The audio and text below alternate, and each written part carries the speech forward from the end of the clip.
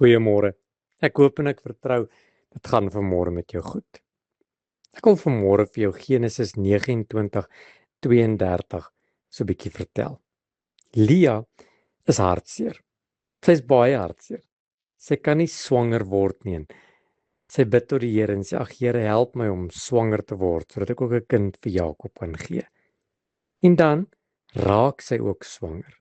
Maar onthou dat Lia nie eintlik die geliefde van Jakob was nie. En sy het altyd maar die tweede viool gespeel. Sy was maar altyd hier in die agterkant. Miskien omdat sy juis nie vir hom 'n kind kon gee nie. En ek dink sy het minderwaardig gevoel en sy het gevoel sy is nie goed genoeg nie en sy pas nie lekker in die prentjie nie. Maar Genesis 29:32 sê hierdie mooi woorde: "Nou sal my man my lief hê." Wat sê hierdie gedeelte?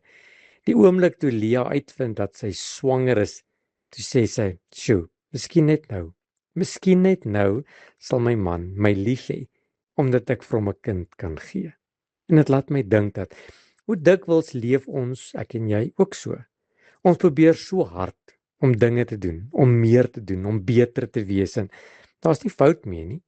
Maar probeer ons meer opoffer, die pad dubbel loop, met die hoop dat iemand ons sal aanvaar, of dat iemand ons sal raak sien, of dat iemand ons sal waardeer, of dat iemand ons sal lief hê.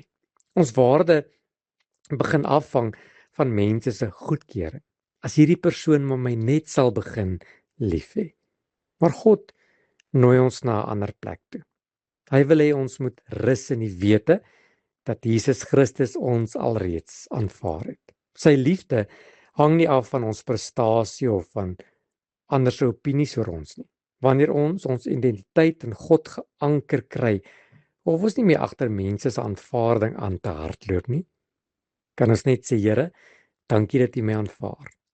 Vir mense is dit moeilik om my te aanvaar. Vir mense is dit nie maklik om my dalk lief te hê nie en ek moet altyd hard werk. Maar die Here het jou lief.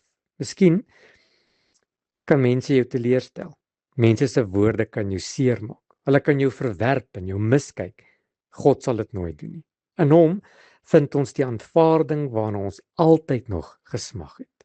En vanmôre wil ek hê jy moet die huis verlaat en jy moet uitgaan en skool toe en werk toe en waar ook al jy heen gaan, met die wete dat die Here jou al lank al gekies, nog voordat jy hom gekies het. Vanmôre, Here, wil ek vir U kom dankie sê dat U my eerste lief gehad het. Here, dankie dat ek nie hoef te presteer of om sekere dinge reg te kry om U kind te kan wees nie. Dankie dat U my aanvaar net soos ek is. Maar Here, U het my ook so lief dat U my nie los soos ek is nie. En dankie dat U aan my werk sodat ek kan word dit wat U vir my lewe beplan. Amen.